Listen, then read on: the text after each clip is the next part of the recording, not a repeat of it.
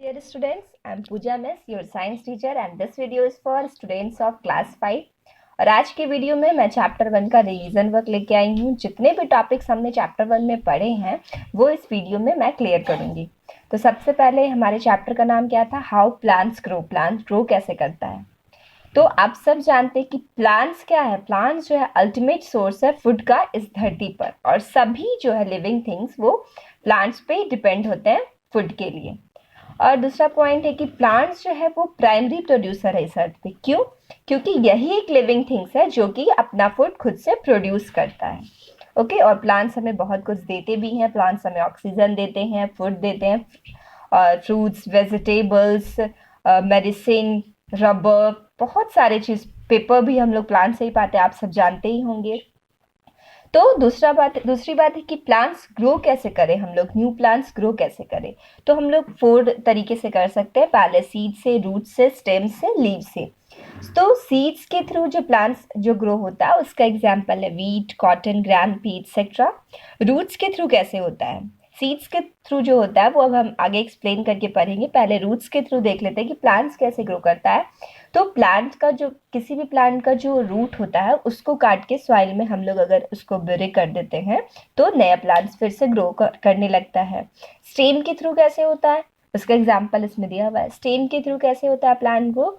किसी भी, जैसे रोज प्लांट को हम लोग अगर उसका स्टेम काट के कहीं और अगर सॉइल में उसको लगा दे तो भी वो ग्रो करना शुरू कर लेता है। इसका एग्जाम्पल आप देख लीजिए, बहुत सारा, पोटैटो, अनियन, रोज, हिबिस्कस एटसेट्रा। लीव्स के थ्रू कैसे ग्रो करता है? तो ब्रायोफिलम एक क्रिप्स है। ऐसे तो जेड, रेक्स, बेगोनिया पे लीव्स के थ्रू ग्रो करते हैं। पहले मैं ब्रायोफिलम के एग्जांपल दे रही हूँ कि ब्रायोफिलम एक लीव है जो जिसके ऊपर छोटे छोटे पत्ते जो होते हैं बड के रूप में निकलने लगते हैं, और वही अगर मिट्टी में जाके वो पत्ते गिर जाते हैं तो फिर नया प्लांट ग्रो हो जाता है। ठीक है, तो सीड्स के थ्रू कैसे ग्रो करता है, पहले हम उसके लिए सीड को समझते हैं। Seed contains a baby plant. Seed में जो है एक बेबी प्लांट होता है, और सीड कहाँ फॉर्म होता है? फ्लावर के अंदर होता है, या फिर बहुत सारे प्लांट्स में फ्लावर क्या होता है कि फ्रूट में चेंज हो जाता है और उसके अंदर सीड्स होते हैं।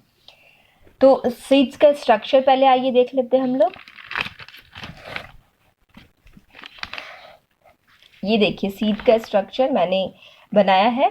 ये सीड का आउटर कवर है जिसको हम लोग सीड कोट कहते हैं, और एक टाइनी होल होता है, इसी के थ्रू अगर वाटर जाता है तो फिर वो धीरे धीरे ग्रो करना शुरू कर देता है। उसके बाद सीड के अंदर जो होता है वो कॉटिलेडन्स होता है जिसमें फूड स्टोर होता है, मैंने पहले ही बताया था।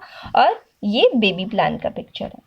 तो सीड कोट का डिफाइन आप कैसे करोगे कि the hard outer covering of the seed which protects the baby plant. Hard cover seed का जो कि बेबी प्लांट को प्रोटेक्ट करता है कहलाता है seed coat. Cotyledons thick structure inside the seed, उसको कॉटिलेडन्स बोलते हैं, जो कि फूड स्टोर किया रहता है बेबी प्लांट के लिए। और सिडलिंग किसको बोलते हैं? न्यू बेबी प्लांट को बोलते हैं सिडलिंग। इसको हम लोग सिडलिंग भी बोल सकते हैं। उसके बाद आता है जर्मिनेशन। नेक्स्ट टॉपिक है जर्मिनेशन, जो है process by which seed produces a new plant. जिस प्रोसेस के द्वारा सीड नया प्लांट प्रोड्यूस करता है, नया प्लांट ग्रो होता है, उसको कहते हैं जर्मिनेशन। आप चाहे तो फिर से इसे कॉपी में नोट डाउन कर सकते हैं। जर्मिनेशन, सीड जो है वो डायरेक्ट प्लांट नहीं बन जाता, उसके लिए कुछ स्टेजेस होते हैं, उसके थ्रू सीड जो है वो प्लांट बनना शुरू करता है। तो पहला स्टेज क्या है?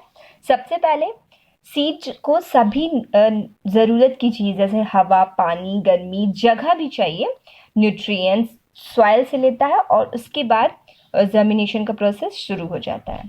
फिर सेकंड क्या है कि स्टार्टिंग एज में सीड जो है अपना फूड लेता है कॉटिलेडन्स, जो कि पहले भी मैंने बताया था।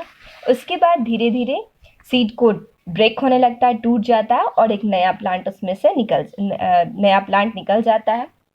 उसके बाद प्लांट डेवलप होता है, रूट सिस्टम उसका डेवलप होता है, और जितने भी वाटर और मिनरल्स, न्यूट्रिएंट्स जो भी होते हैं वो एब्जॉर्ब कर लेता है।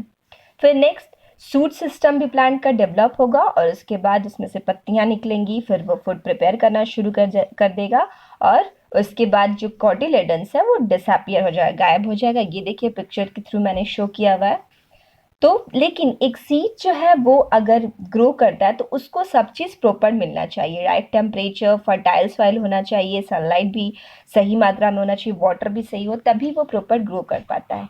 एक और चीज़ है कि अगर सीड जो है वो टूटा फूटा है या फिर उसको जानवर कोई खा लिया है या फिर वो बर्बाद हो चुका है तो वो सीड ग्रो नहीं कर पाएगा, बर्बाद सीड ग्रो नहीं कर पाता है। नेक्स्ट है डिस्पर्जल ऑफ सीड, सीड्स का डिस्पर्जल होना। जिस प्रोसेस के द्वारा सीड बिखर जाते हैं अपने पेरेंट प्लांट से, अपने मदर प्लांट से, वो क्या कहलाता है? Dispersal of seeds. कई तरीके से सीड बिखरते हैं, विंड के थ्रू, वाटर के थ्रू, जानवर के थ्रू और एक्सप्लोजन के थ्रू। सबका एग्जाम्पल दिया। विंड के थ्रू वो कैसे डिस्पर्स करते हैं? तो कोई कोई सीड जो होते हैं वो बहुत हल्के होते हैं, तो हवा क्या करती है? उनको ब्लो करके अपने साथ ले जाती है और वो इस तरीके से अपने मदर प्लांट या पेरेंट प्लांट से अलग हो जाते हैं और अलग जगह ग्रो करने लगते हैं। वाटर के थ्रू उसका एग्जाम्पल दिया हुआ है, आप देख सकते हैं। वाटर के थ्रू कैसे वो डिस्पर्स्ड होते हैं, स्कैटर्ड होते हैं। कोई कोई सीड जैसे कि कोकोनट का सीड हो गया, लोटस का सीड हो गया, वो पानी में तैरते तैरते कहीं और साइड में चले जाते हैं। इस तरह से वो मदर प्लांट से अलग हो जाते हैं। एनिमल्स के थ्रू कैसे वो डिस्पर्स करते हैं? तो कुछ जानवर, कुछ बर्ड्स जो होते हैं, पहले बर्ड्स के बारे में जानेंगे। बर्ड्स क्या करते हैं कि सीड्स उन पे चिपक जाता है, उनके फर पे। तो इस तरीके से बर्ड्स अगर उड़ते हैं तो सीड भी उनके साथ उसी फर में लगा रहता है और कहीं भी गिर जाता है, तो इस तरह से अलग होते हैं। और कुछ जो एनिमल्स हैं वो क्या करते हैं कि सीड को खा लेते हैं और उसके बाद उस फ्रूट्स को खा लेते हैं और उसके बाद उसको सीड्स को कहीं भी फेंक देते हैं। इससे भी सीड डिस्पर्स होता है, पेरेंट्स प्लांट से अलग हो जाते हैं। फिर नेक्स्ट है एक्सप्लोजन। कुछ सीड जो है पकने के बाद वो खुद फूट जाते हैं, इस तरह से भी सीड का डिस्पर्सल हो जाता है, इधर उधर बिखर जाते हैं। एक्सप्लोजन मतलब विस्फोट, मैंने पिछले वीडियो में भी बताया था। और हमारा लास्ट पॉइंट है जो कि है एग्रीकल्चर। मैंने बताया था, आपको फिर से बता रही हूँ कि process of growing and harvesting crops. Crops को ग्रो करना और उसको पकने के बाद काटने तक का, जो काट के गैदर करने तक का प्रोसेस जो होता है इकट्ठा करने का, वो कहलाता है एग्रीकल्चर। तो एग्रीकल्चर के लिए मैंने दो टर्म आपको पहले ही बताया था कि हार्वेस्टिंग और क्रॉप्स। हार्वेस्टिंग आप समझ गए कि उसको पकने के काटने तक का प्रोसेस, पकने के बाद काटने तक, काट के गैदर करने का प्रोसेस। क्रॉप्स किसको कहते हैं? बहुत सारे प्लांट्स जो है एक पर्टिकुलर रीजन में, एक स्पेशल क्षेत्र में, एक स्पेशल मौसम में ग्रो करते हैं, तो वो क्या कहलाता है?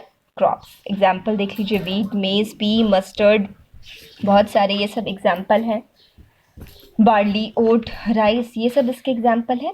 क्रॉप्स के, इंडिया में क्रॉप्स को उसके सीजन के अकॉर्डिंग दो भागों में बांटा गया, रबी क्रॉप्स और खरीफ क्रॉप्स। रबी क्रॉप्स जो है वो नवंबर से लेकर अप्रैल तक के मौसम में ग्रो करते हैं। उसके एग्जाम्पल है वीट, बार्ली, लेग्यूमेंस, ग्राम, ओट, मस्टर्ड, कोरिएंडर एक्सेट्रा। और खरीफ क्रॉप्स किसको कहते हैं? जो कि जून से लेकर अक्टूबर तक के मौसम में ग्रो करते हैं। ओट, राइस, मेज, जौर, sugar cane, soybean, groundnut, cotton etcetera. तो उसके बाद आता है कि एग्रीकल्चर होगा कैसे, स्टेजेस भी है। ये भी, खेती भी एक दिन में तो होने का चीज़ है नहीं, तो कुछ स्टेज है उसका। पहले फील्ड को तैयार किया जाता है, उसमें मिट्टी को तैयार किया जाता है, फिर उसमें खाद डाला जाता है, फिर बीज डाला जाता है, फिर इरिगेट किया तो उसकी सिंचाई की जाती है, मतलब उस पर पानी दिया जाता है। फिर पेस्टिसाइड जो है फसलों पर डाला जाता है, कीटनाशक, ताकि ख़राब ना हो फसल। फिर उसके बाद पके हुए क्रॉप्स को काटा जाता है, गैदर किया जाता है, उसके बाद उसका स्टोरेज किया जाता है। इतने स्टेजेस में एग्रीकल्चर फिनिश होता है। उसके बाद मैंने एक और टर्म बताया था कि स्टेप फार्मिंग। तो हिली एरियाज़ में जो फार्मर्स होते हैं वो स्टेप, सीढ़ी की तरफ कट कट करके माउंटेन साइड में फार्मिंग करते हैं, जिसको बोलते हैं स्टेप फार्मिंग। तो बेसिकली टी प्लांट के लिए किया जाता है, जो कि दार्जिलिंग और आसाम में होता है। ठीक है, तो इसमें मैंने कहा था कि होमवर्क भी है आपका, तो ये आपका होमवर्क है, fill in the blanks. This is the match the following. आप इसे बनाइएगा और फिर नेक्स्ट वीडियो में कितना करेक्ट हुआ मैं देखूंगी, आप लोग भी देखिए कितना करेक्ट हुआ। और ये आपका क्वेश्चन आंसर, इसमें लॉन्ग और शॉर्ट दोनों मिक्स है, तो इसको बनाने की कोशिश कीजिएगा और नेक्स्ट वीडियो में मैं आंसर लाऊंगी। तब तक के लिए बहुत ख्याल रखिए। Thank you.